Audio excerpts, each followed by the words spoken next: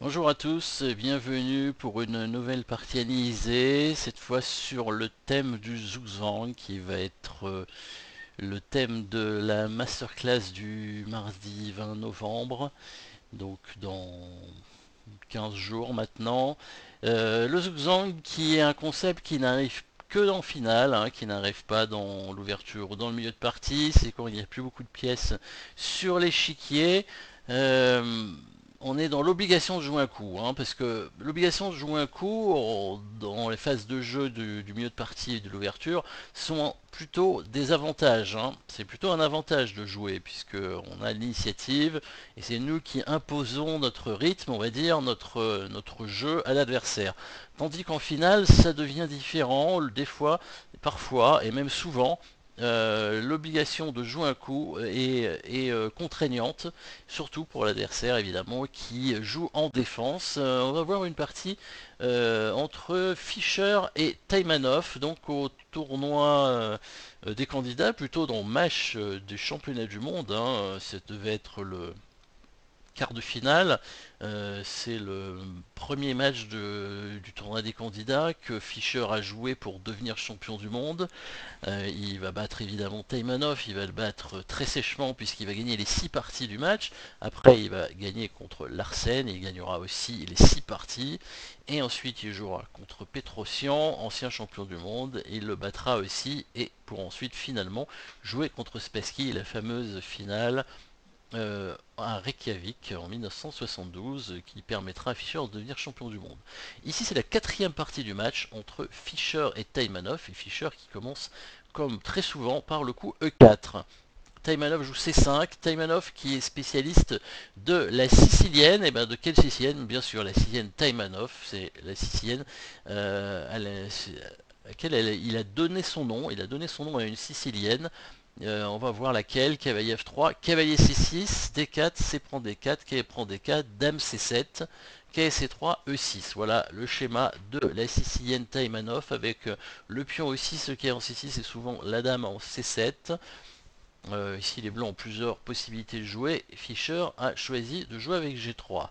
G3 A6, fou G2, cavalier F6, petit roc, cavalier prend D4, dame prend D4, fou C5. On passe un petit peu l'ouverture hein, pour arriver rapidement dans la phase qu'on veut obtenir hein, pour le thème du Zugzwang. Cette position existe toujours, elle est toujours jouée à notre époque, donc c'est une partie qui date plus de 45 ans déjà, et pourtant l'ouverture est toujours jouée, même évidemment si on la joue pas très souvent, hein, ça arrive de temps en temps, mais c'est pas non plus une ouverture à la mode. Fou F4, un premier coup intermédiaire de la part de Fischer, pourtant la dame était attaquée, mais il préfère attaquer lui-même la dame adverse, de façon à ne pas perdre de temps de développement, et il va pouvoir ramener sa dame derrière son fou en D2. Si les noirs acceptent l'échange des dames, ils vont se retrouver un peu moins bien dans la finale, puisqu'ils auront un problème de développement, et à cause du fou un peu bloqué, le pion D7 arriéré. Donc les noirs n'ont pas voulu rentrer dans la finale et ont préféré conserver les dames. Il a joué D6 et c'est là l'idée des blancs. Pourquoi il a joué fou F4? Parce que maintenant il peut jouer dame D2 et son fou est passé hein, devant sa dame. Hein. Tout à l'heure le fou était en C1. H6 pour bloquer un petit peu le fou. Tour à D1. Là on voit bien les blancs hein, qui ont quand même un gros avantage de développement. Le pion D6 est fragile. Hein, il est attaqué 3 fois avec dame, tour, dame et fou. Le coup, prochain coup des noirs semble plus ou moins forcé. Il joue E5. Voilà, c'est pour ça qu'il avait joué H6 pour éviter le coup fou G5, hein, pour éviter que le fou ne vienne attaquer le cavalier. Pourquoi ça aurait été embêtant? Parce que la case D5, voilà, ici, hein, c'est une case forte pour les blancs.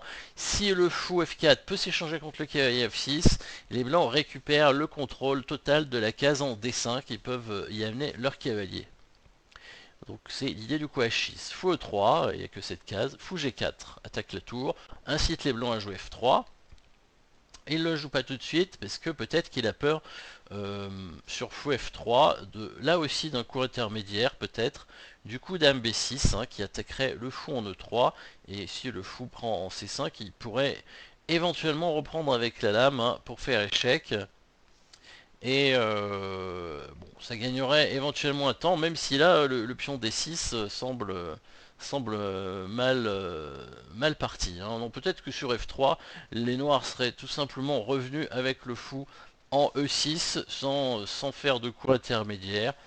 Et la partie continue, un peu comme la partie hein, finalement a eu lieu. C'est une interversion de coup, puisque les blancs ont fait, au lieu de faire F3, fou prend C5, les noirs ne prennent pas avec la dame, parce que s'ils prennent avec la dame, finalement, ils vont perdre le pion D6, hein, en faisant sur dame prend C5, dame prend D6 directement, et là les blancs n'ont pas eu à jouer F3, finalement, il a gagné un temps, donc les noirs sont obligés de prendre avec le pion C5, et maintenant ils jouent F3, voilà, fou E6, et F4, directement, le duo de pions avec le pion de pointe, très important, position de pion où on n'a pas de colonne semi-ouverte, donc quand il n'y a pas de pion candidat, il est important à un moment donné de faire un levier sur, en général sur le pion de pointe, hein, le duo de pion. Donc le coup F4 ici est très bien. Le roi noir est resté au centre, donc avantage de développement pour les blancs. Les blancs en profitent pour ouvrir le jeu, c'est parfait. Au niveau des principes de jeu, et les noirs tentent d'échanger les pièces avec le coup de tour D8. Ils veulent échanger les pièces tout simplement. Donc les blancs pourraient prendre la tour en D8 hein, et échanger les dames et la tour, mais permettrait probablement aux noirs de s'en sortir relativement bien dans cette finale. Cavalier D5, voilà, c'était l'idée des blancs évidemment, installer ce cavalier sur cette case forte et inciter les noirs à prendre le cavalier pour créer un pion passé, ce que les noirs ont fait d'ailleurs, ils ont pris le cavalier avec le fou, peut-être qu'il aurait pu jouer sa dame hein, pour éviter de jouer contre un pion passé, mais il avait peur probablement du doublement de ses pions, après cavalier prend F6 échec. Donc fou prend D5, E prend D5, et là on s'attendait par exemple au coup petit roc hein, dans cette position, mais sur petit roc il y aurait eu le coup D6 très fort, intermédiaire encore, attaque la dame en C7 et permet au pion E5, pion F4 de prendre pion E5. La dame ne peut plus le défendre, donc là ce serait très compromettant pour les noirs évidemment. On aurait pu s'attendre à un autre coup comme E pour F4, mais le roi noir reste au centre, on pourrait faire un échec avec la tour E1, ou même mieux peut-être faire D6 d'abord, suivi de tour 1. Et donc il joue un autre coup, il joue E4 qui permet de conserver le blocage un petit peu sur la colonne E. Donc il tente de protéger son roi grâce à ce pion, mais c'est un pion faible. Hein. Et là, alors, bon, logiquement ici avec les blancs, on serait attendu quand même au coup C4. Ah, là, après E4, donc 19e coup, C4, vraiment ça semble être le coup totalement logique. On protège le pion pion passé protégé du coup, en finale c'est très fort. En plus, on isole quand même le pion E4, du fait de la défense du pion D5, et ce pion E4 va être très très compliqué à défendre pour les noirs, étant donné que les blancs ont leur fou qui est l'attaque, ils peuvent amener les tours, doubler même la dame, ils peuvent l'attaquer 4 fois et on voit pas les noirs le défendre 4 fois avec leurs pièces, ça semble même pas possible puisqu'il n'y a pas assez de place hein, pour les pièces noires pour défendre. Les noirs n'ont pas la possibilité de jouer F5 puisqu'il y a leur cavalier en F6 et dès qu'ils bougent le cavalier F6, bah, le pion E4 est directement capturé par le fou. Donc le coup C4 semble être vraiment un bon coup. Pourtant Fischer a choisi une autre façon de jouer qui est plus surprenant. Il a joué pour l'initiative, hein, toujours peut-être l'attaque sur le roi. Il a joué tour F1. Tour F1 directement en se disant bah, je vais le prendre tout de suite ce pion, il n'aura pas le temps de le défendre et j'ai pas besoin de jouer C4. Pourtant, le pion D5 n'est pas protégé, d'ailleurs les noirs le prennent hein, avec la tour prend D5. Et c'est là sa pointe, en faisant tour 1, il fait tour prend E4 échec.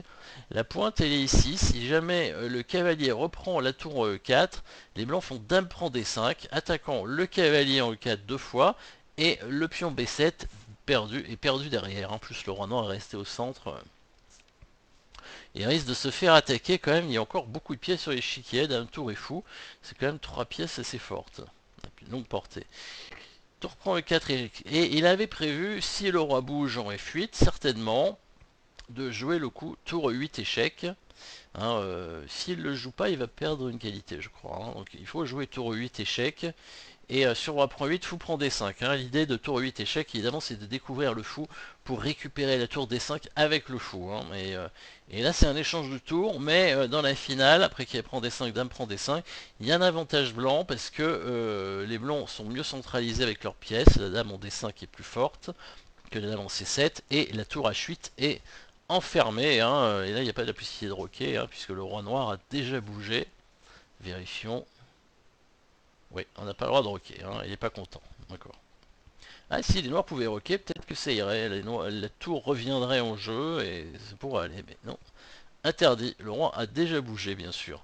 Donc, peut-être le coup qu'il n'avait pas tout à fait prévu Fischer, c'est le prochain coup de Taimanov, qui est un bon coup. Les noirs ont joué le coup roi D8, voilà. C'est vrai que ce coup, ça semble assez curieux puisque le roi il reste au plein centre de l'échiquier devant toutes les pièces ennemies. Pourtant là les noirs ont bien remarqué que les blancs étaient obligés d'échanger les tours. Hein. Donc la différence par rapport à tout à l'heure, hein, par rapport à roi F8, c'est que maintenant si les blancs font tour 8 échec, et ben les noirs peuvent prendre avec la tour et donc ramènent leur tour en jeu. Et si les blancs prennent la tour avec le fou, prend des 5 et prend des 5, d'un prend des 5 échecs, roi C8 tranquillement.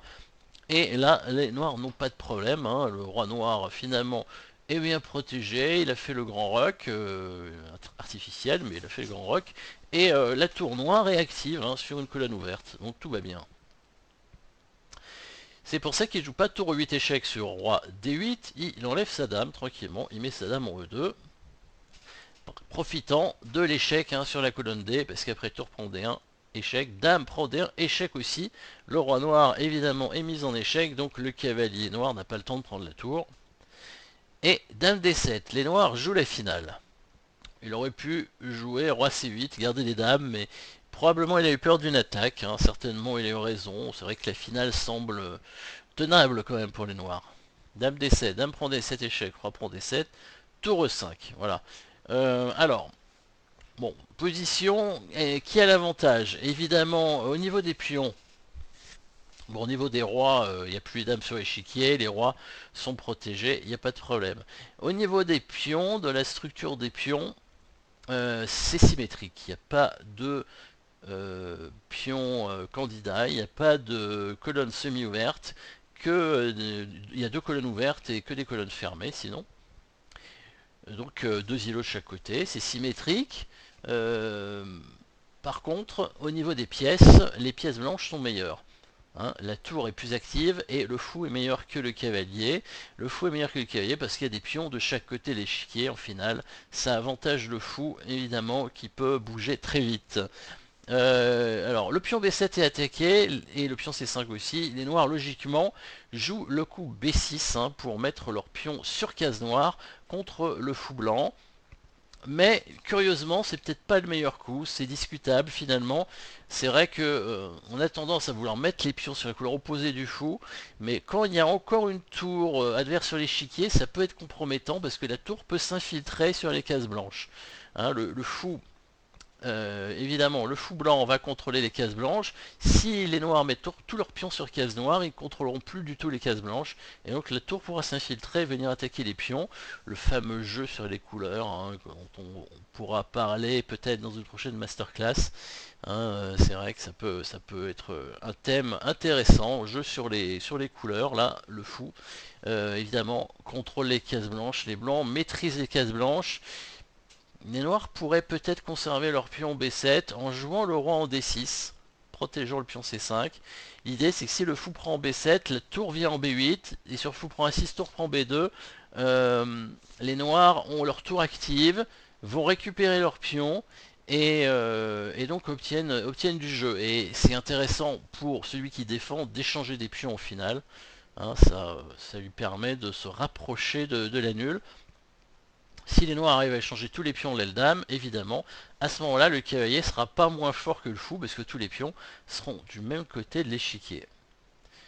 Mais bon, probablement sur roi d6, les blancs n'auraient pas pris pion b7, hein, il aurait peut-être joué un coup comme b3 pour empêcher la tour de venir prendre le pion b2, et à ce moment-là, les noirs auraient quand même été obligés probablement de défendre son pion, soit en jouant tour b8, soit en jouant tout de même b6, peut-être b5 directement, intéressant, b5 directement. Alors, il a joué b6, 24e coup. Comment les blancs vont en profiter? Fou F1. Voilà, il attaque le pion A6, et ça y est, il est prêt à venir attaquer les autres pions. On remarque le pion F7 qui est fixé par le cavalier, donc qui devient faible parce que il peut pas avancer tout simplement, et il est sur case blanche, hein. Il risque de se faire attaquer par le fou. Les Noirs n'ont pas le choix ici, après fou F1, ils doivent jouer à 5. Fou C4, voilà, attaque le pion F7 qui oblige les noirs à le défendre avec le couteau F8, hein. Si le pion F7 n'avait pas été fixé, il aurait pu avancer, mais s'il avançait, bah, ça aurait été un autre problème, c'était la tour qui rentrait, hein, sur la case de 6, hein. C'est un peu ce qui va se passer par la suite. Là le problème c'est que les noirs sont un peu bloqués. La tour en F8 doit défendre le pion F7. Le roi doit empêcher la tour de rentrer en E7. Le cavalier il n'a pas beaucoup de cases. Les pions sont fixés. On commence à entrevoir un petit zigzag déjà. Pas encore, mais ça beaucoup moins de coups en tout cas pour les noirs. Roi G2. Roi D6. Roi F3. Voilà le roi qui se centralise. Quai D7. Finalement le cavalier qui trouve une case pour chasser la tour, mais il va pas très loin ce cavalier. La tour s'en va. Tour E3 tranquillement. Voilà, c'est là où si les noirs font F6, la tour rentre en E6 et s'infiltre dans le camp noir après roi C7, tour E7, voilà, la tour qui vient attaquer le pion G7 et qui cloue en même temps le cavalier en D7, hein, qui pourrait être attaqué par le fou. Et là, ça va paralyser toutes les pièces noires, donc le roi blanc va pouvoir s'infiltrer tranquillement et aller chercher les pions certainement. Donc pas de F6 sur tour E3, mais un autre coup de cavalier, cavalier B8, le cavalier qui tente de revenir peut-être sur la case en C6 pour défendre la case E7, peut-être pour aller en D4. Après, tour D3 échec, roi C7, C3. Bon, l'échec en D3 n'était pas nécessaire certainement, mais en finale de tour, c'est souvent intéressant de forcer le roi à reculer. Tour des 3 échecs. Donc roi C7, C3, K et C6. La tour revient au E3. Roi D6. Finalement, ça n'a pas servi à grand chose de faire tour des 3 échecs. C'est un peu psychologique, hein. Il répète les coups pour lui montrer que c'est lui qui joue pour le gain. Roi D6. A4.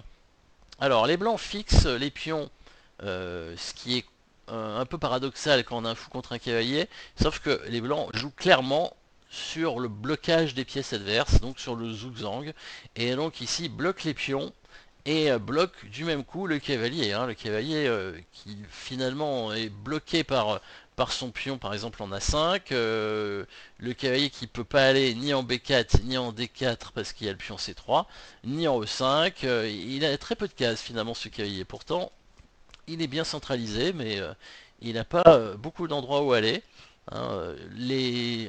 On s'aperçoit que finalement que les blancs, hein, contrôlent les cases blanches avec leurs fous et les cases noires avec leurs pions, hein, puisqu'ils ont la majorité de leurs pions qui sont sur cases noires, donc un énorme contrôle de cases avec les blancs, ce qui fait que le cavalier adverse n'a aucun endroit où aller.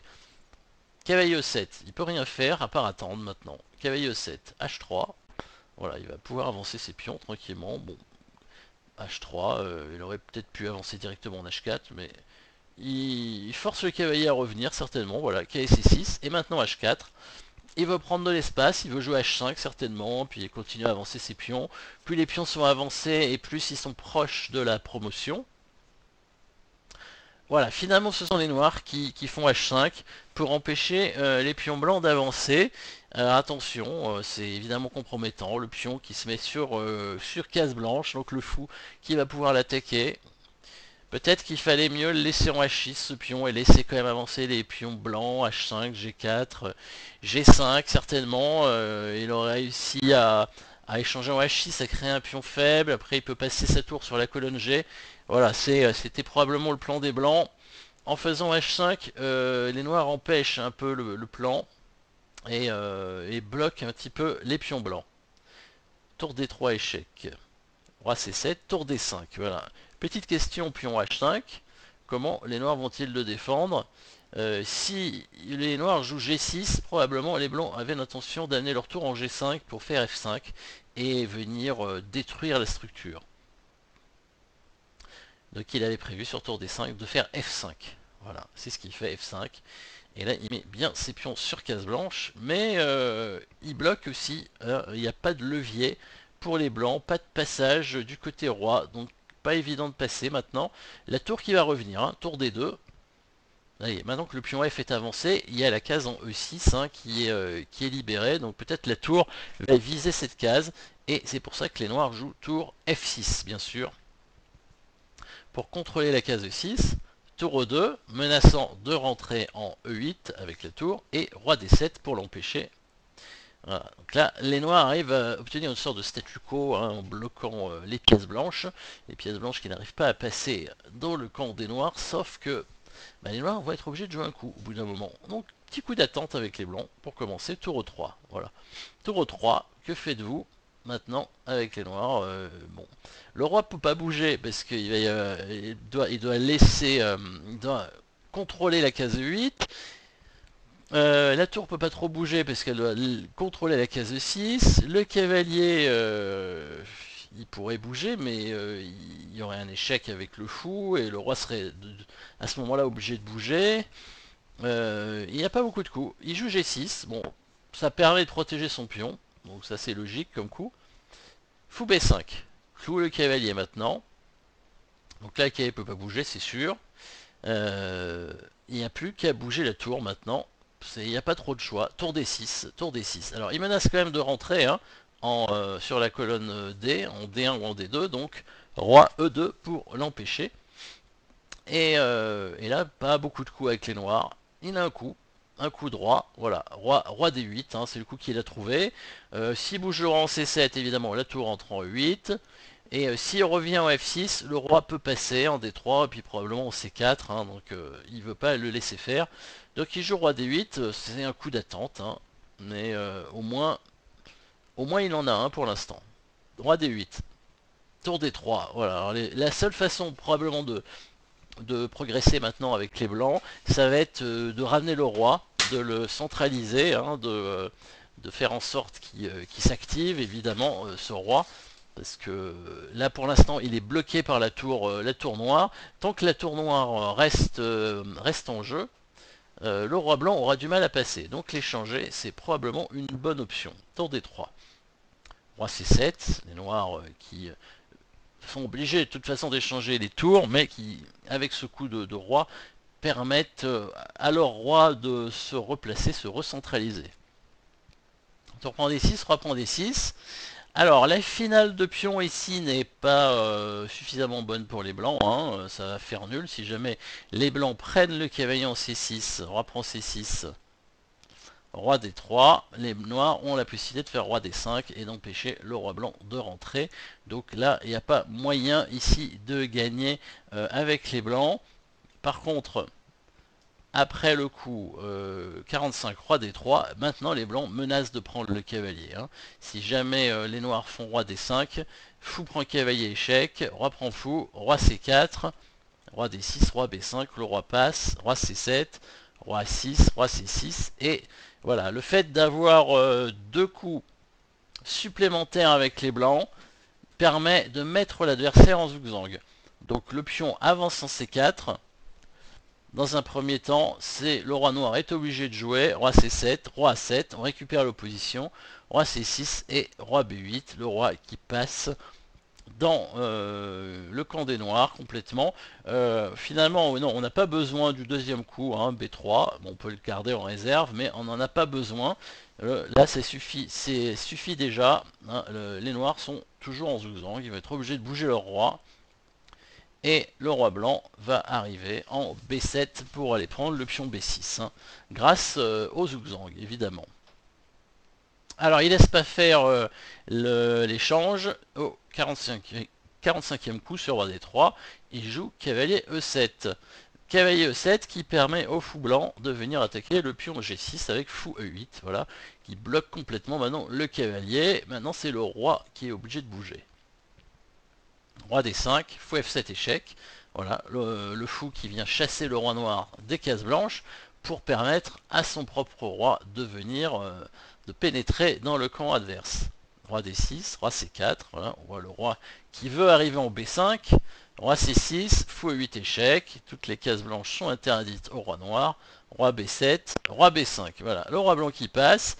Toujours zigzag, le cavalier, s'il bouge, il y a le pion G6 qui est perdu. Et si c'est le roi qui bouge, donc par exemple roi C7, le roi blanc peut passer en A7. Si le roi noir vient en A7 pour essayer d'empêcher le roi blanc d'entrer, les blancs ont la manœuvre fou C6 qui bloque le roi qui avait été obligé de bouger, qui est C8 par exemple. Fou D5 pour menacer d'aller en C6 avec le roi, le cavalier est obligé d'aller en E7. Et maintenant fou F3 qui met les noirs en zigzag, puisque si le roi bouge, le pion B6 est perdu, et si le cavalier bouge, le roi rentre en C6. Et après, il va pouvoir aller jusqu'en G6, aller manger le pion. Hein. Le roi noir ne pourra rien faire pour l'empêcher d'aller vers ce pion. Hein. Donc roi C6, roi D6, roi E6, roi F6, etc. Grâce au zigzag à nouveau. Hein. Donc roi B5, là, par contre, au 50e coup, les noirs ont trouvé un joli coup. Le coup cavalier C8, hein, évidemment, les blancs ne peuvent pas prendre le pion G6 à cause du mat après cavalier D6. Donc petit piège, évidemment, il tombe pas dans le piège, hein, il avait tout anticipé avec les blancs. Sur cavalier C8, il a joué fou C6 échec. Roi C7, fou D5. Voilà, il menace de rentrer en A6 avec le roi. Alors évidemment, hein, à noter que s'il était venu en A7 avec le roi, on serait venu dans la position de tout à l'heure, hein, avec fou D5 et sur cavalier E7, fou F3, c'était le zigzag. Donc il vient sur fou C6 échec, il vient en C7, fou D5, cavalier E7, il revient en F7, roi B7, fou B3, donc des coups d'attente. Hein. Alors évidemment à remarquer que le fou évidemment peut faire des coups d'attente alors que le cavalier lui il peut pas. Hein. Si le cavalier bouge, il va toujours changer de direction, hein, alors que le fou lui peut rester dans la même direction. Donc le fou peut faire des coups d'attente. Ce qui fait que ça met beaucoup plus facilement l'adversaire en zigzag. Roi A7. Maintenant, fou D1, roi B7, fou F3 échec, roi C7.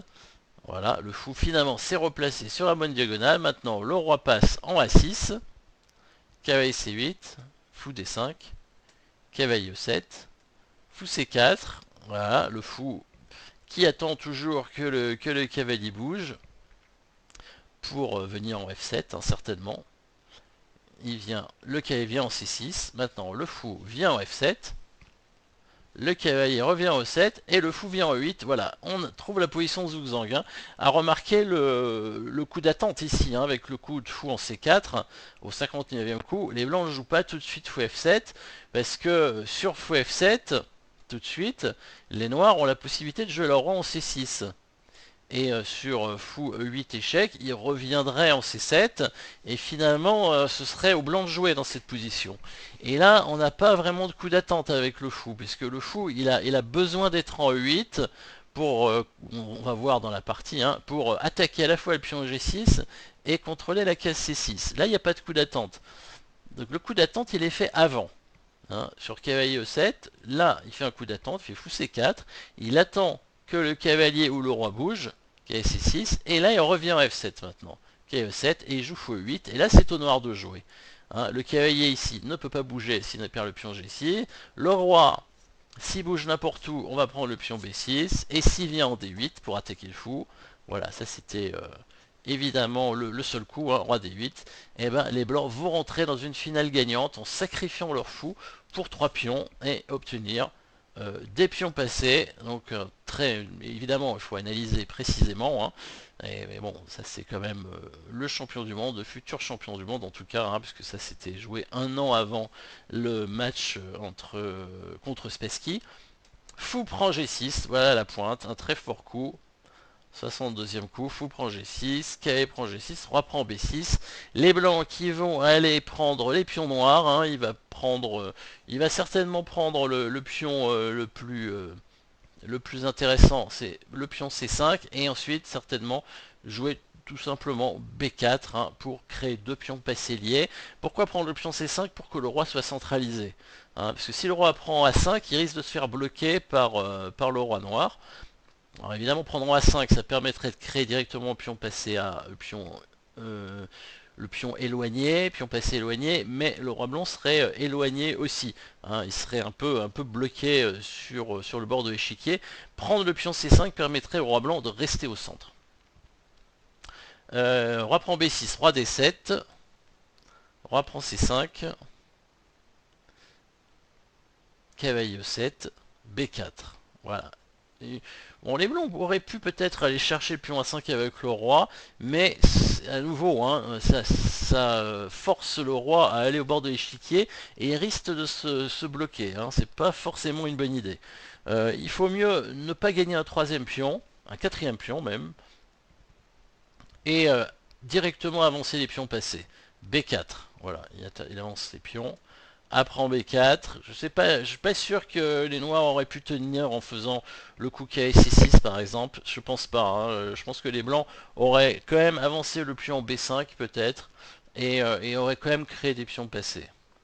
Après en B4, C prend B4, KC8, le problème du cavalier c'est qu'il a aucune case intéressante où aller, il va essayer d'aller en E4, peut-être pour viser le pion G3, mais ça va être trop long. KC8, les pions avancent trop vite. A5, KD6, B5, voilà, tout simplement. Hein. Cavalier 4 échec. Roi B6, bon, le roi qui vient soutenir la poussée de ses pions. Et éviter aussi les échecs du cavalier, hein, parce que on aurait pu jouer peut-être roi D5 à la place de roi B6, mais il y avait peut-être le coup KC3 échec qui permettait de compliquer encore un petit peu la position. Mais roi B6, le roi vient directement soutenir la poussée des pions, c'est le plus facile. Roi C8, les noirs tentent d'arrêter les pions avec leur roi, hein, parce que sinon les blancs vont tout simplement jouer A6, roi A7, B6, B7, etc. Voire roi A7 directement, hein. Il n'y a peut-être pas besoin de jouer A6, roi A7 directement, suivi de B6, B7, etc. En faisant roi C8, si les noirs jouent roi A7, si les blancs jouent roi A7, les noirs ont la possibilité de ramener leur cavalier en D6 et sur B6 jouer cavalier B5 échec. Voilà. Et sur roi A8, il y a peut-être, bon ça doit être gagnant quand même, mais il y a peut-être une petite chance de nul avec cavalier C7 échec. B prend C7, roi prend C7 qui bloque le roi. Mais en fait le roi blanc peut quand même sortir en jouant roi A7 et il va venir chercher les pions noirs hein, du côté roi. Après roi C6 on joue roi B8, roi B5, roi C7 et le roi blanc arrive avant le roi noir pour aller chercher les pions. Bon, je pense que dans tous les cas c'était gagnant. Hein, donc là il n'y a pas beaucoup de suspense maintenant. 70e coup, il a préféré jouer roi C6. Bon, c'est plus simple hein, parce que le roi blanc se centralise. Hein, le roi il est mieux placé vers le centre. Hein, c'est comme le cavalier, il aura toujours plus de cases ou plus de possibilités en tout cas, des meilleures cases pour lui. Et donc là il pourrait éventuellement aller vers le pion F5, mais même pas besoin. Je pense que les noirs ne peuvent pas arrêter les deux pions de toute façon. Roi C6, les noirs ont joué roi B8, B6. Ok, c'est 3 à 6. Je pense qu'il a arrêté ici. Mais il avait peut-être arrêté même au coup d'avant. Il n'y a rien à faire hein, avec le cavalier. Cavalier 4, A7 échec, roi 8, B7 échec, roi prend 7, roi C7, voilà. Et au prochain coup, on fait dame avec le pion. Voilà, donc une finale qui a été gagnée grâce au Zugzwang, évidemment, comme 95% des finales, hein, évidemment, même peut-être plus. Mais ici, le Zugzwang a été vraiment très important et dès le début de la finale, même quand il y avait encore une tour et un fou contre une tour et un cavalier. Hein, on a vu vraiment les pièces noires qui avaient très peu de cases pendant la partie. Il arrive à trouver une case, mais finalement au bout d'un moment, il n'en a plus et il est obligé de jouer un mauvais coup, et ce qui permet quand même une jolie combinaison. Hein. 62e coup, il faut bien voir le coup de sacrifice de fou sur les trois pions hein, qui permet de concrétiser la finale. Voilà, et ben merci d'avoir suivi cette partie, donc sur le thème du Zhuangzi. Je vous mettrai le lien évidemment de la masterclass qui va avoir lieu sur le Zhuangzi, donc le mardi mardi dans 15 jours. Donc là on est aujourd'hui on est le 5 donc on est le lundi 5, donc ce sera le mardi 20 novembre. Et ben merci d'avoir suivi cette partie et je vous dis à bientôt pour une nouvelle partie analysée et peut-être pour la masterclass.